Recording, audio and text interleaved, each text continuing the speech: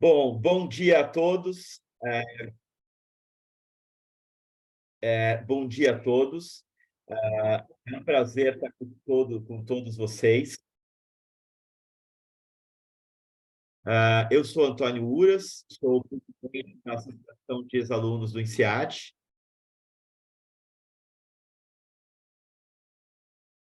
E antes de passar a palavra the word e para o Rafa, para apresentar and to Rafa, eu gostaria de I os próximos eventos que would like to announce our next events.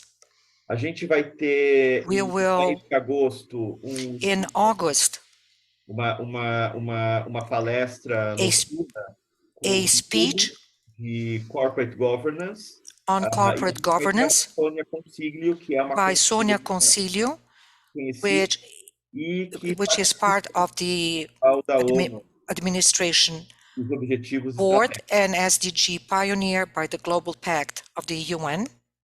Em agosto também nós teremos dia 29. And also on the 29th, we will have a speaker lunch with Flávia Almeida. A Flávia, ela é CEO Flávia is the CEO da família Diniz, tá? And she is the speaker for the Diniz family from Brazil. E sem mais delongas, and with no further ado, Catel Legoven, e apresentar you have the stand, and she will introduce our guests, Rafael Previlieri and Edu Lyra. Thank you so much, Antonio, and thank you very much for having me. A warm welcome to all of you here today. So my name is Catel. I work at INSEAD with the Hoffman Institute, focusing on business and society issues. The mission of that institute at INSEAD is to integrate sustainability into everything that the school does. That's what we do. And I wanted to remind everybody that sustainability is about all of us operating in a way that regenerates our natural resources while also ensuring that every human being reach their full potential. If you think about it in economics terms, it's about having an economic model that also value natural and human capital, right? So it's covering environmental and social issues. And the discussion that we're going to have today fits right in that broader context. We will be talking about how to eradicate poverty.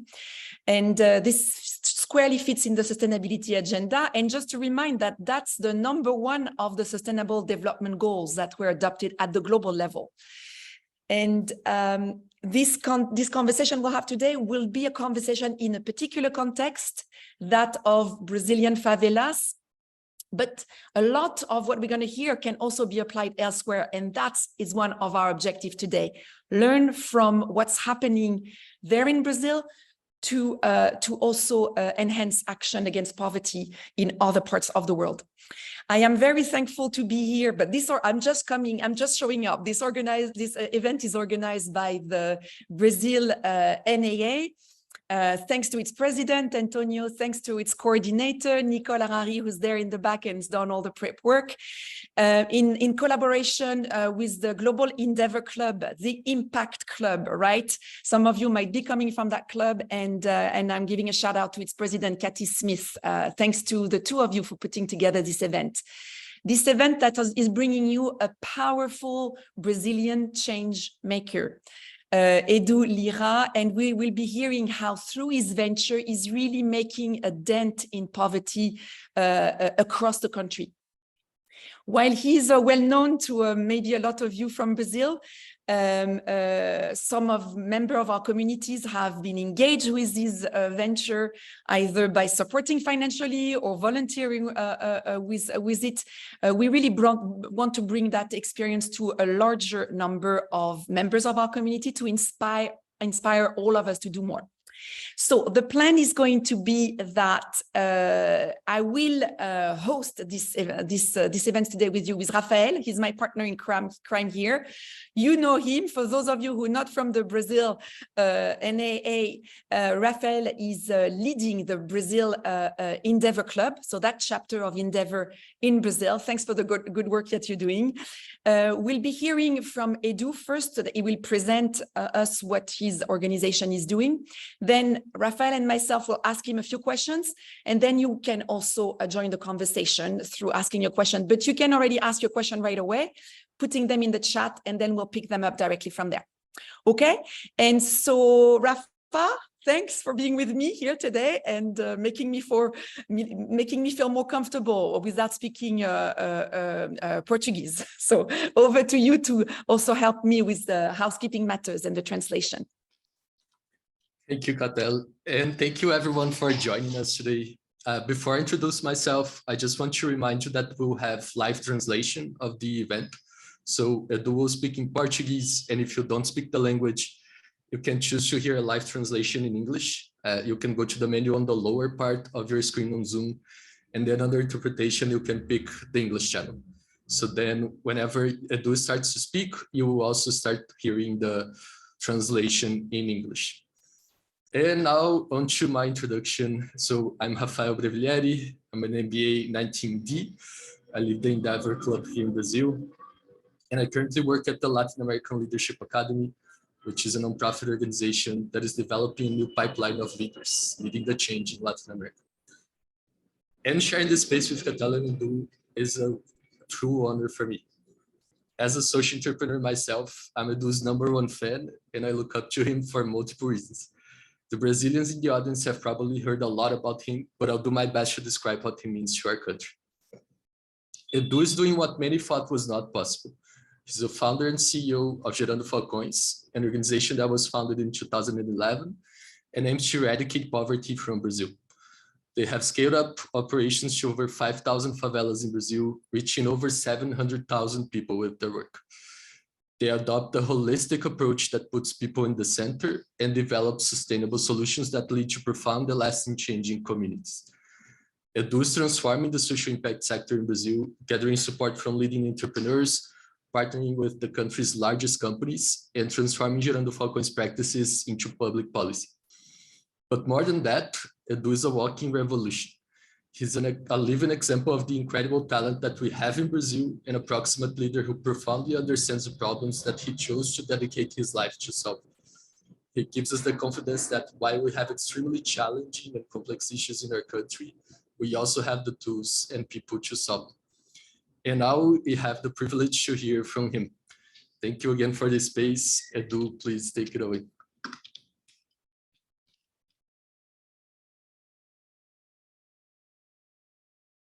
Bom dia, pessoal. Que prazer estar aqui.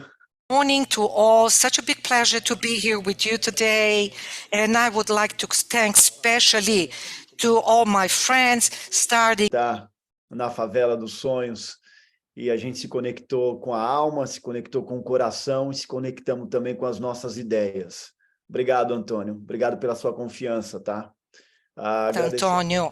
Also thank you to Catel for having mobilized so many people from the whole world to listen what I have to say, inside especially, or alumni, present students. It's so good to be here with you today.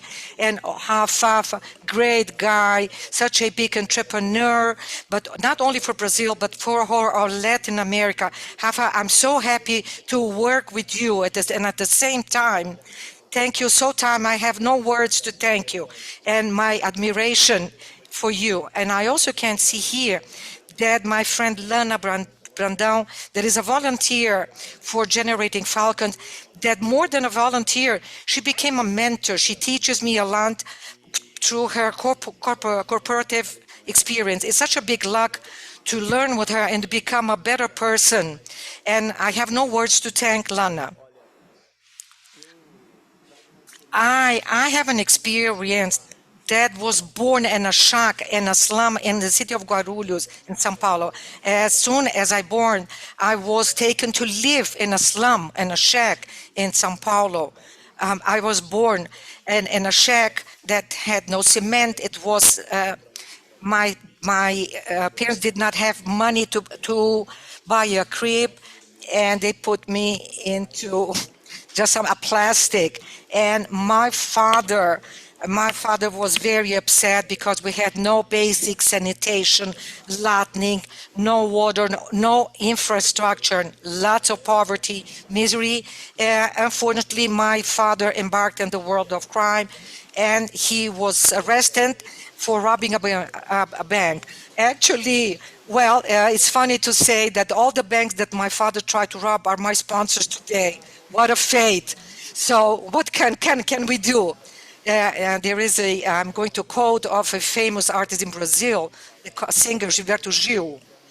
Yeah, so I have to trust, and I have to be faithful.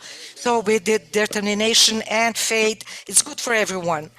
So, but what really changed my life was that I had a mother, a heroine, extraordinary woman, that she never gave up on me. My mother was the first entrepreneurship that I met in my life, that never had a business card, but created a wonderful product. This product is me, and I may well make this product known to the world. And she really believed in me. So when my mother came back to our shack every day, she looked into my eyes and said, "Son, it doesn't matter from where you come from, where you are heading to." So she repeated this sentence every day. So this became a mantra, a truth in which I believed. I really believed with all my heart. So because of my mother, I went to college, I studied, and I wrote a book, Young Falcons, and I published it independently.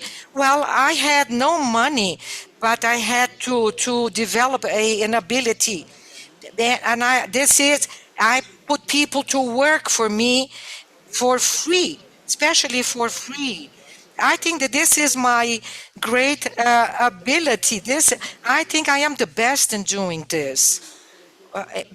And I have the young people from the slums to work for me and to sell this book. In 3 months, I sold 5,000 books. And with this money, I launched Generating Falcons, or Developing Falcons for Life. This has been 12 years ago.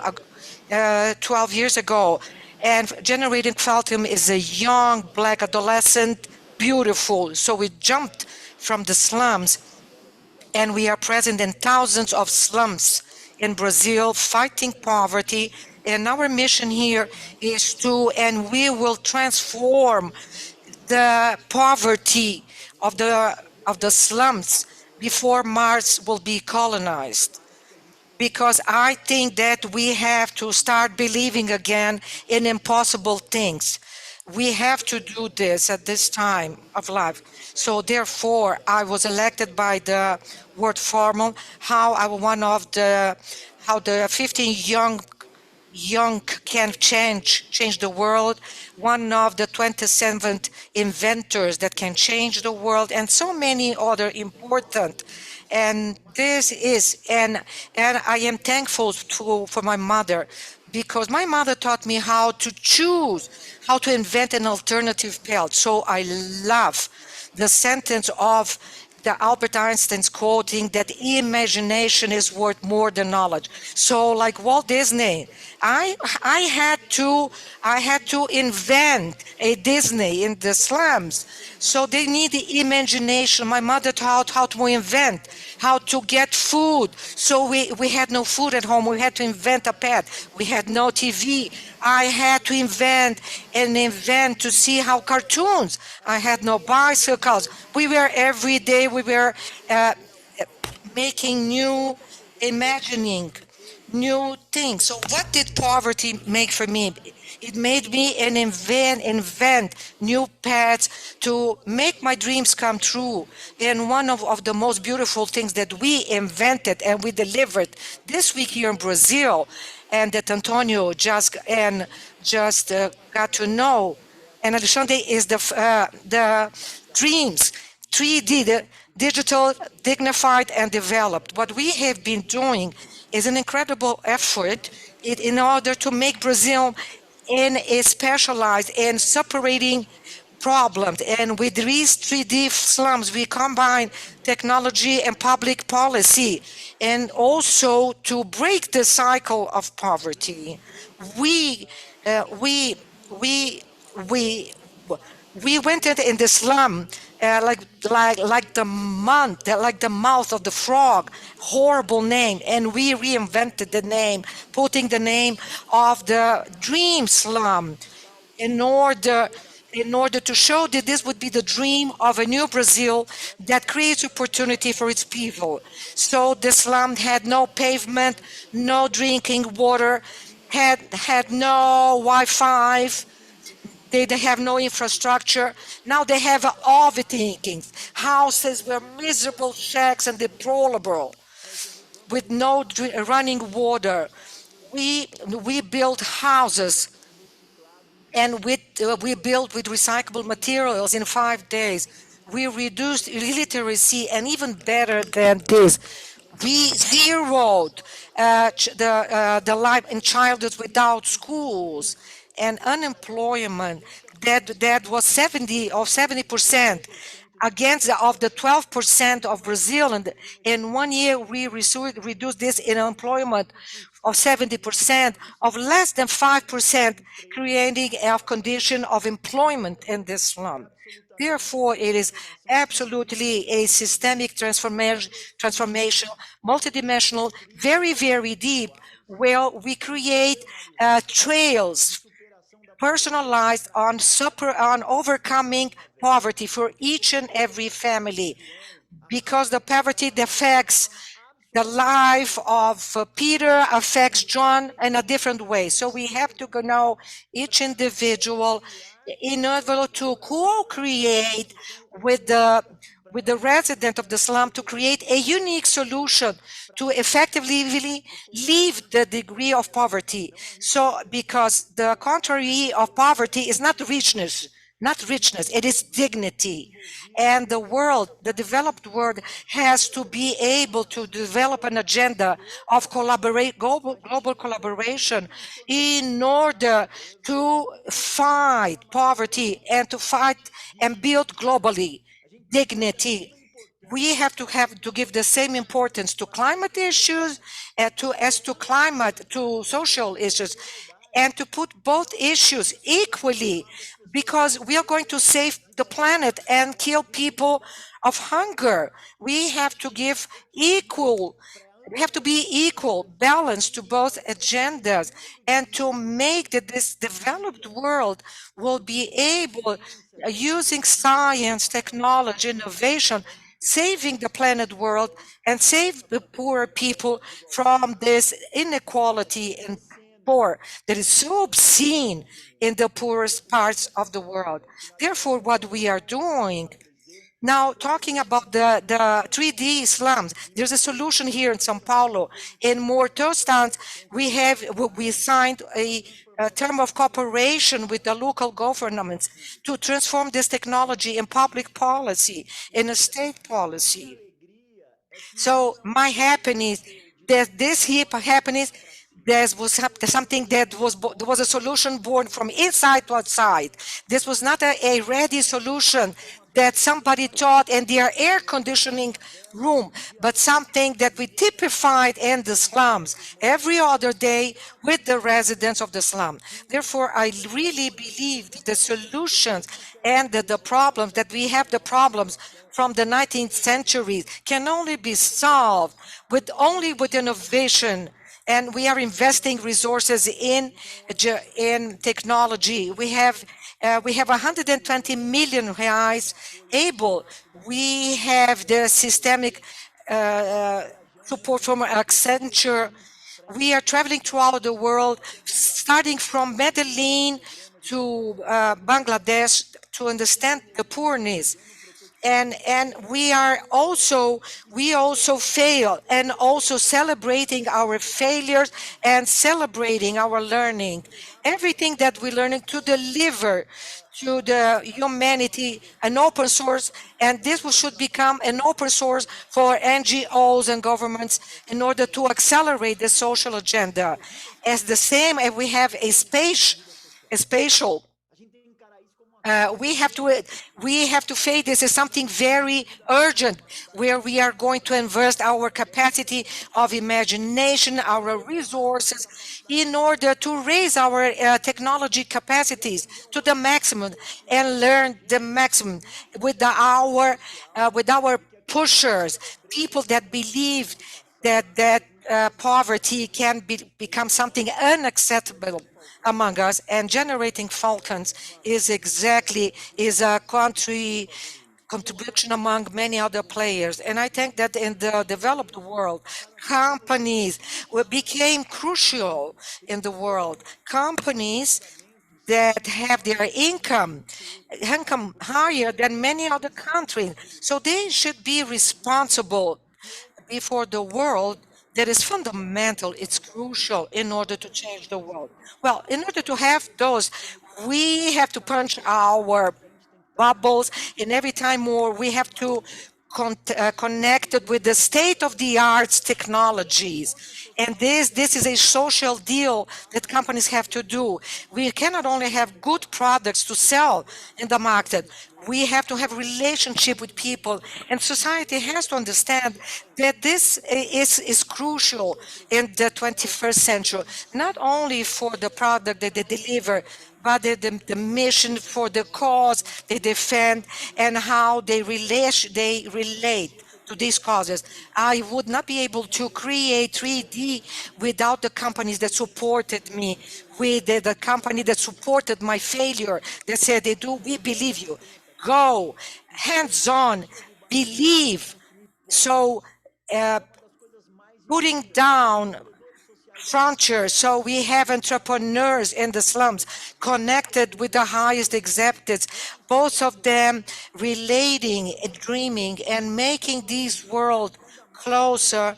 We are going to become more intelligent, more able to deal with the challenges. It doesn't matter how much money, if you live in a condominium or in the outskirts. The only way to survive in this world is through collaboration. Thank you so much.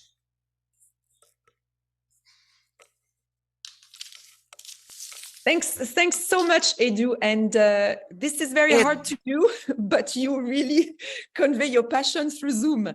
And it's clear, I can really see why things are working with the energy you're bringing. I also want to thank our interpreter. I'm listening to the English version. This is not easy to convey the same level of energy. And Dominique, you're doing great. So thanks for that. Clearly, when we see your leadership, we hear your passion. We heard some of your results, how you managed to completely break down unemployment in the slums. I mean, we also hear your collaboration with public actors and private actors. It's all super impressive.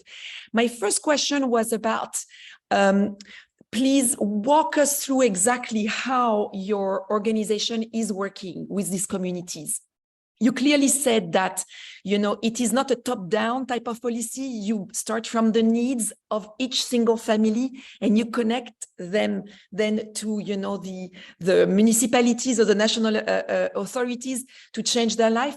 Tell us exactly, how do you and your teams work in this community, in the slums, to make that happen? Thanks, Edu.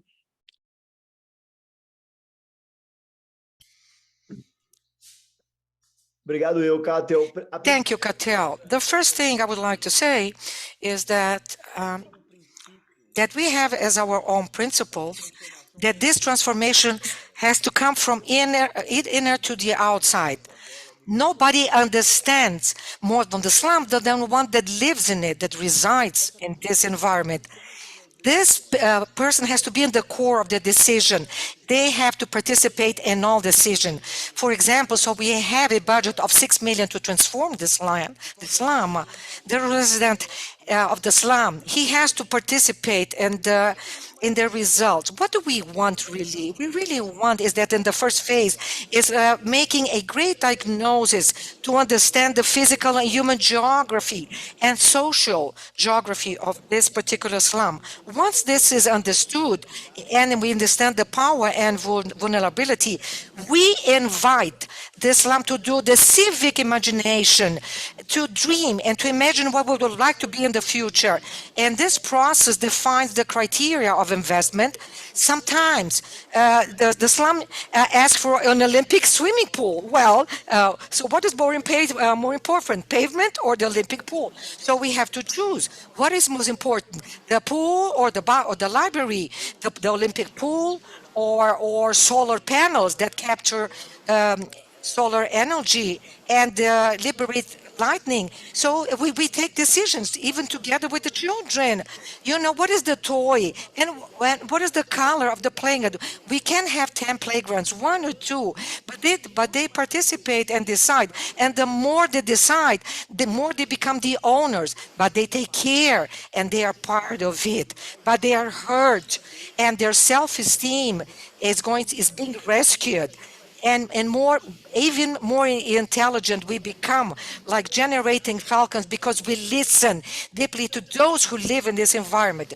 Therefore, the experience of putting the resident in the center is the most incredible, but this also represents a challenge because it takes longer, because the project is longer, because in the beginning you just listen, like it's stuck, it doesn't move, but the more you listen, the more roots you create, the more deeper it becomes. For there, it's going to work faster. So in the beginning, it's going slower, and then it's going to become very, very quick. This fourth process of listening, of procreation, it's something that Brazil haven't made for years. This makes us fail in public solution. Brazil is one of the best in income transference, but in such an inequality like Brazil, but this transfer of income, it's not a superation and should be superation, not relief. So we have to create mechanisms of social emancipation, to emancipate the poor from their condition. I think that we need to build wings so they can fly, and we can only do with science, with daily efforts, and facing Cantle on only to end. It's like a bomb. Everything that you know is that it's going to explode at a given moment. In order to disarm you to a bomb, you first of all, you have a deep knowledge. If not, you're going to cut the wrong wire. Boom. The second thing, tenderness, because it is a bomb. You cannot just touch it. You have to touch it very lightly, careful. And third item, patience. Patience. Because we have no social fast food. It takes some time to make a great transformation. But the good news, it is possible. Thanks so much, Edu, and muito obrigada, Edu. And thanks for your metaphor. I think Paula is joining me here for asking from some specific illustration from a particular program. Clearly, we understand the human-centered design approach, which is clearly working. Can you illustrate how that works? For instance, for an education program or for a health program, for a particular program that you're delivering. And then as it works really well, can you also tell us why the government cannot get it done the same way as you, so to reach the same results? Thanks.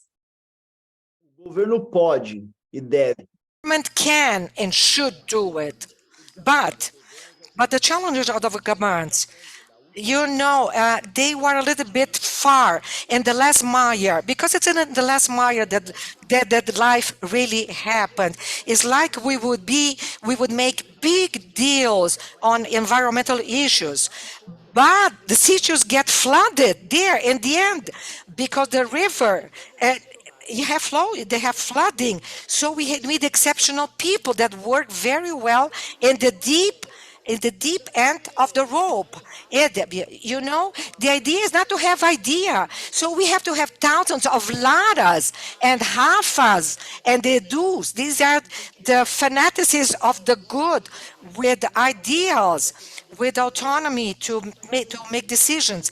This is the difference of the game, and with a very clear mission and we need incentives, not necessarily financial, also of course financial, but above all they have to be recognized by society in a relationship and what they are able to deliver to the society of the 21st century.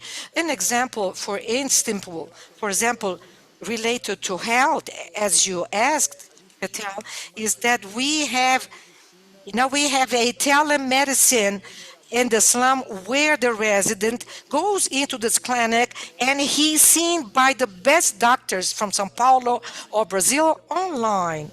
So the health system of the town, which is weak, and through technology, we are able to deliver health. And the second example is something that we are very worried about: childhood. Brazil has many people that depend and a certain amount that we called family amount, because Brazil did wrong with them when they were children, because they were not allowed, they had not access to child school, they were illiterate, they were not very good. So we do not accept that there are no children into day school. Everybody has to be school. Another thing that we do is the capacitation for a job. We map the vocation of the slum, and also the jobs that are available in this city. So we build trail of capacities, and us, after doing these capacitations, we unfold targets with our team that calls to our age of the companies daily and connect this daily to interviews and jobs, and thus we reduce unemployment. So this is a contextualized education. So what does the city have? And with this slum together, what are the jobs available? So how can we do this and occupy availables in the city with the people from the slums? Thanks a lot, Edu. That's super inspiring, and it's great that you can share this in this level of detail. I think especially for people who are not familiar with the model, it's getting a lot more clear. And I think one of the elements of the model that you shared that is fundamental is the involvement of the local communities and of local leaders in the design and implementation of these solutions. So how exactly does this work? And what are your challenges of working with communities to design the solutions that will be implemented there?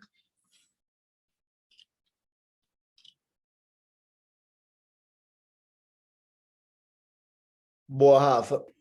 Well, Rafa, first of all, we project a business office in the slum. We have to be there. The team has to be there.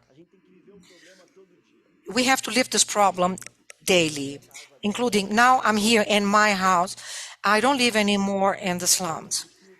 But when I start the process of social transformation, like the 3D slums, well, I built one of these houses, these recyclable houses, recyclable homes, in order to live there and to remain there with the residents, living their life every other day in this territory, in order to have the feeling of living in this environment.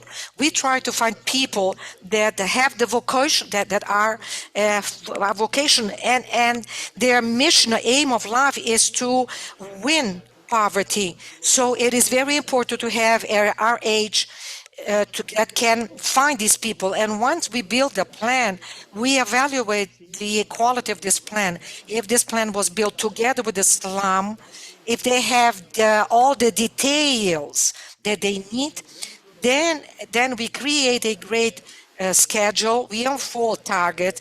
We loved working with target and knowing what is success, and to combine this success with Islam, because if not, it will become endless.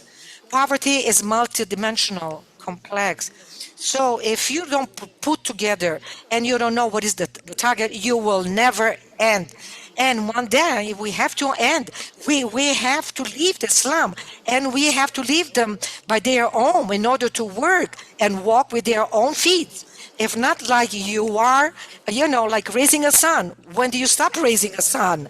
So once they have to get their own wings and fly. These are very important issues for us.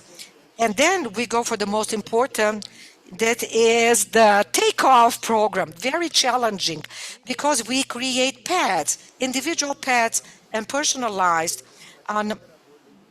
to overcome poverty in the slums. And we transform this in a game where the family changes phases. After the child is put in day school, they go to other houses. It's a game, so they get some points. Let's say if they get more literacy, they walk another houses. So our aim is to let the slum engage, but we did not everything well. But we tested, because our main goal target. But we don't want this to become like an alimony. We want them to to face poverty, get up, and then get the support and get all this support. If they only receive support from outside, but when they get up with their family and they face poverty and they say, poverty, I'm not afraid of you. So the science of this is that to make then the slum would be engaged, and to make that they are engaged and that they are able to their own means being able to win poverty. And that's what we do, that we say everything at Generated Fountains. This is a mission, not a plain job. And this is the most important thing, not to have a mission. Let's say it's not like a job. You come home, you see, I had problems at work. But if you have a mission, it is a rescue mission. You don't come home and say, I failed in my rescue mission. So there is a team embarked in this mission. And so everything becomes possible, including winning poverty. Thanks, Edu. I think you're going to have people like me who are going to start signing up to come and work with you. Edu, eu acho então que no fim da sua palestra, eu acho at finding this solution locally, and obviously your objective is one of scale, right? Is one of changing the system so that it operates beyond your own venture. And then the first question that I have, but also shared with AB here in our group, is how do you work with the existing public authority to scale what you do, or to change how they work, so that you can increase the scale of your impact, in particular in a context where the public resources are quite limited. So we need to make sure that these public resources are very well spent. You know how to spend them well. So how do you work with them to change their practice so that they really tackle poverty in an efficient way?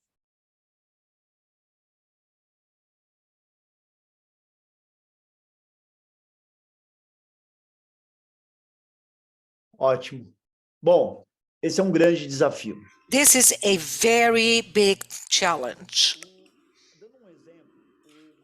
Like an example, the governor of the state of São Paulo, Mr. Tarcísio de Freitas, has 34 million reais in cash to invest in whatever he wants. He is one of the most powerful men in Latin America. 34 billion reais.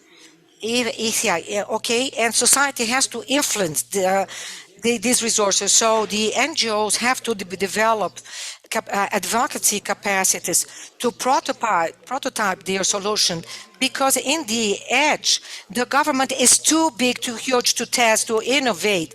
So structures like generated falcons become more flexible in order to innovate. So we have to test, innovate, and to create a innovation framework, a methodologies where you show evidence. That's why we hired Cayman Agency in order to build and to evaluate the impact and raise evidence. In order to do this, we have to be available and to work with the governance, either from the left wing or the left side, without any particular predilection, even because we can't do this, because inflation is not right or left. Inflation, everybody wants them to decrease. We just want them. And with hunger is the same thing. When you are hungry, you don't even care if a right wing or the left wing is working. We just want it to end. Same thing with poverty. We can't make this something like this would belong to a party. And we have to face the bureaucracy of the public machine, which it is huge. But we have a high level of resilience and a very good team resilience, and to find out what are the triggers for this scale, and by the end of the day find at the end a way how to touch the hearts of people. People make decisions based in emotions, in relationship, and what they see and what they feel. And every governor, at the end of the day, we hope he has a heart, and there is a way to touch the heart of this person. Therefore, we really have to find a way to influence public policies, to do things scalonated. Doing small, it's nice, but doing big, it is really necessary. Either we do it, or if not, people will never leave this threshold of poverty where they live now. Obrigada, Edu. Still in the same topic of partnerships and collaborating across sectors, I think most of the people here are in leadership position in the private sector as well, and you've mentioned the importance of partnering with the private sector to deliver the solutions that you're developing, and also to leverage the resources that private companies have. So what do you think is the role of companies in tackling the issue of poverty, and how do you recruit company leaders to work with you?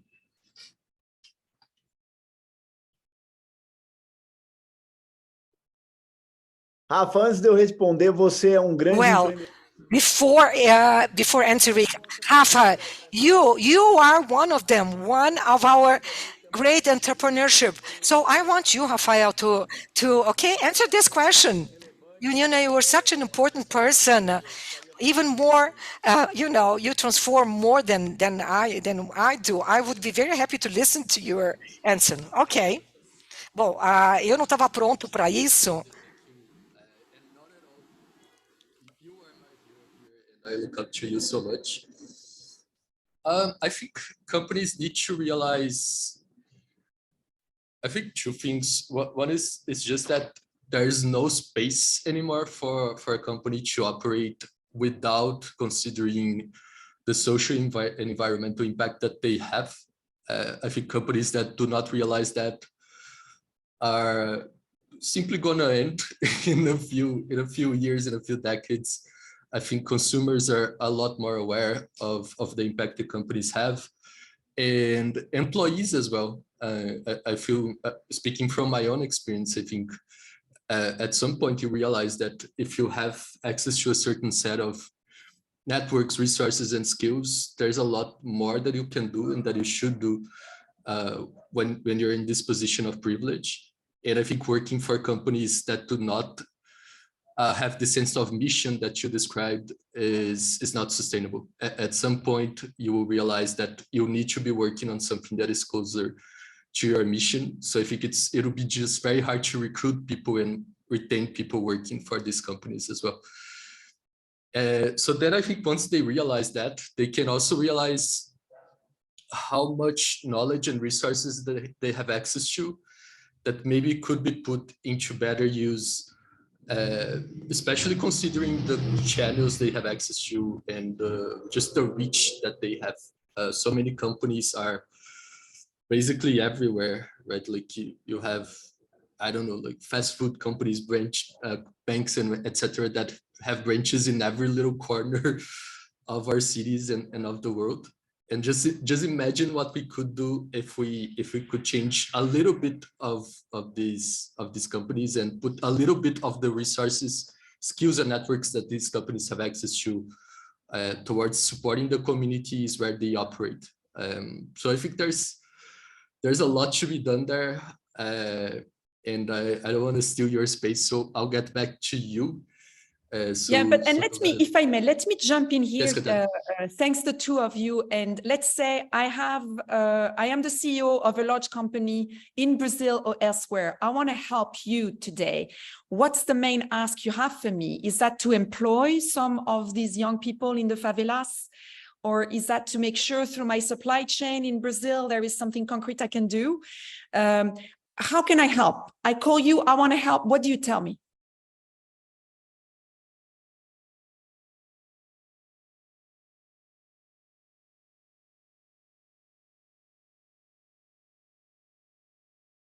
Olha, acho que... Well, I think that the first most important thing is like, it's like you working with the advertising agency. You want a campaign and they ask you for a briefing. But after 30 minutes of sending a briefing and they send you a campaign, the chances of this campaign not being too good are big because the best briefing is co-living, exchange, the going, being there, the failures, success, the right doings, failures. So the first thing that this company has to do is really to co-live, because signing a check is very easy because there is money in the world. The world is not poor. You know, there's richness. The very difficult thing is to co-living. So companies have to define what are their social agents, there's NGO, or the causes that they effectively want to co-live, that they want to exchange. The CEO is going to be the friend of which CEO of the slum. What day the CEO is going with his family to the slum, with his executives, in order to go there, to exchange, to become genuine, not only to teach, to go to the outskirts, to listen to them, to understand them, to understand the life in the slum. When you are able to make this story, and build bridges, then to this build we have jobs, capacitation, partnerships, great donations, huge donations, because philanthropy is fundamental and it is the oxygen for the social entrepreneur. Yeah, and they can, to this speech, we can pass ideas in order to this executives to work with the end of the road, because they're going to understand more from São Paulo, because São Paulo is much more than Avenida Paulista, the equivalent to Wall Street, the equivalent to Fifth Avenue, because they will see how they live where their feet are. Because in order to live like this, you have to co-live. The companies that I have, that with companies which I live, that I cause more impact, are companies that I built friendship, relationship. And this is the most important thing in order to achieve and to change our world and, of course, our country. Thank you so much, and I think it's very refreshing to hear that the partnerships that you're after are not about money coming in, and they're not just about a remote connection. They're about really engaging and co-creating with you. And I strongly believe also that could also change the mindset of these corporates, so that they also change their practice from within that company. So thank you. I think this is very inspirational. We have two questions from Rasso and Lana about your collaboration with other NGOs. So you have a model that works. How do you work with other NGOs so that they can also learn from that and replicate? And then another part of the question is, how do you work with existing NGOs and collaborate with them so that you all become more than the sum of your parts? Do you have competition between NGOs and social enterprise coming in the way here? Or is everybody good-hearted like you and put the interest of the poor first and foremost? Because we know every organization also wants to survive. So can you answer that about your collaboration with other NGOs? Thank you, Edu.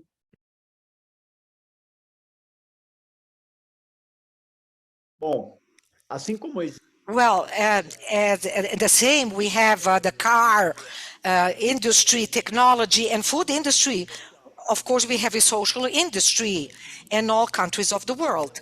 The ideal thing is that this industry would collaborate among them and support themselves. This is the ideal. We have been trying to working very strictly with the third sector.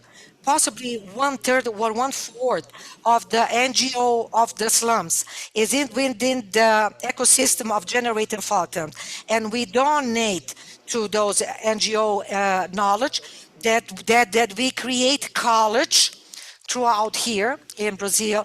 We transfer millions of reais to this ecosystem, supporting other NGOs that are not supporting falcons with other owners, because I believe that, because I think that Brazil will change more quickly if we have a strong third sector, fearful and delivering the best. Another example, it is the amount of collaboration that we create in the 3D favela slums with partnership. And like we have like panel solars and Joe that build homes and hiring these companies to build homes, or social startups like like it calls na porta, that's at the door, you know, that delivers the e-commerce to the slums. So this in the slums of the dream slum, it is a new idea of dignity, working in collaboration of the third sector. Lana's question is really very good. It's challenging. And it's worth a debate of the third sector in order to learn how we can work together, collaborate more, in order this would become a and how we could do this quicker. Thank you very much, Lana, for your question.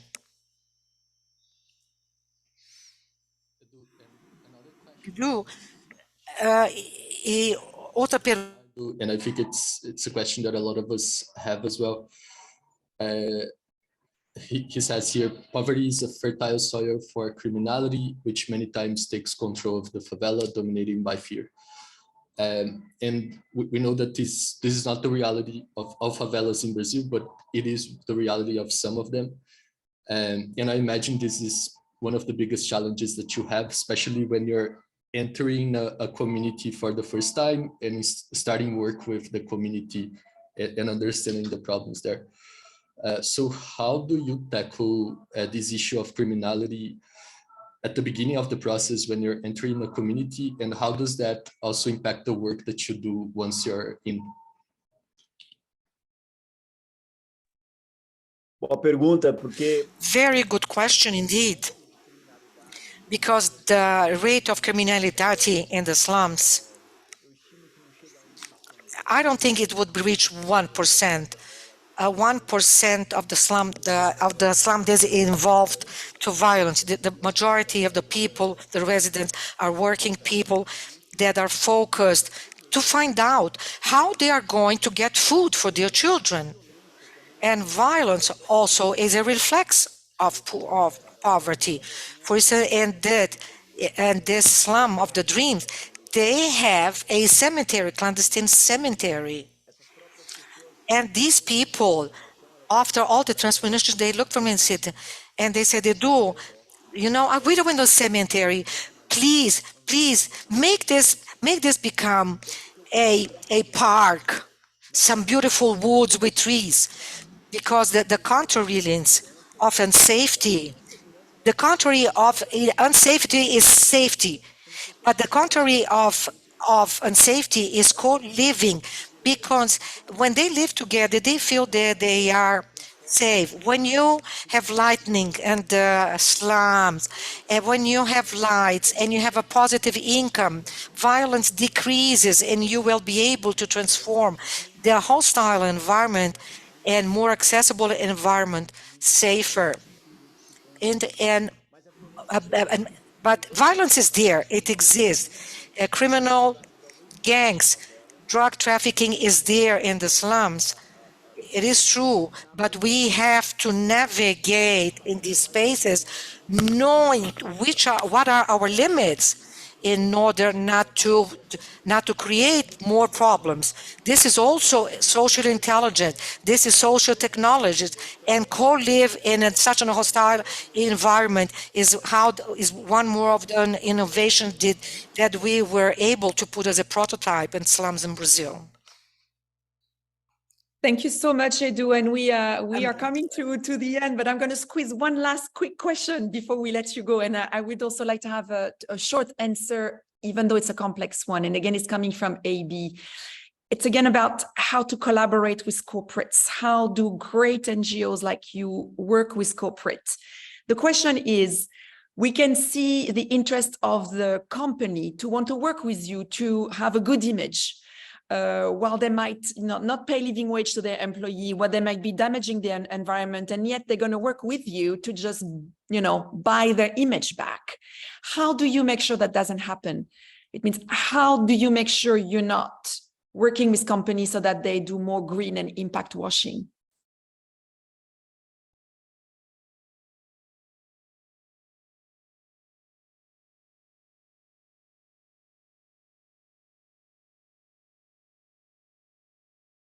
É muito difícil conhecer. It's very difficult to know the real intention of all people with whom you work in the social environment. Each one has a motivation and a stimulus to do good, and you have to discover what are the triggers, because the most important thing in the end of the day is to do the good, is to retrieve people from poverty. On the other hand, I can also occupy the position of a judge, or to judge. If not, I will have to form compliance committees to evaluate the intentions of the company, and I would spend endless bureaucratic hours with endless discussions. And life has to be more pragmatic, speedier, because who is hungry is there. You have to get speedier. The only way you can do this is to co-live. Even in the beginning, the intention of this corporation is not the best, but if you co-live, you are able to read them, you are able to influence them, educate them, train and develop a more systemic overview and more genuine. Because every corporation, at the end of the day, is a CEO group that make decisions. They are human beings, that's people that they can evolve in specific agendas. Therefore, I think that the most important thing is co-living, the exchange. The prejudgment comes of not knowing, and this is because you don't participate, the non-exchange. Therefore, we have here in Brazil, we still have, that's why I am mentioning the challenge of co-living. We live in bubbles. I think that in your countries, of course, this happens. We have social bubbles. If we break this bubble, we'll be able to live more together. And if we can learn and live together, we will transform ourselves and society. Fantastic. I think that's a perfect way to end. I take with me this important to participate, and that's your call to action to all of us, to participate, to engage, and to co-live outside of our zone of comfort to help others. Thank you so much for that. Big thank you to Rafa for being here with me and hosting this event. And I'm going to pass it just to Antonio to close us off. Thank you very much for the opportunity.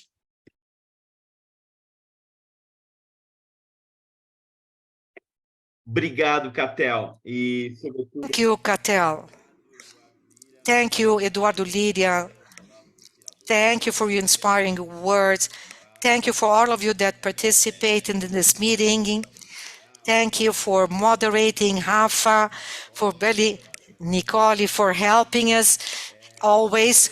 And I really hope that everybody already got a little bit transformed by the Falcons and everybody is embedded in the Falcon spirit. We will later on and I would like to ask you to donate. But as Edu said, but sometimes we are looking more than money, ideas, jobs, support. And we have some people in this group, and they do manage Lana that participates actively. This is what we do in order to eradicate poverty in the slums before Mars will be colonized. Thank you so much to all.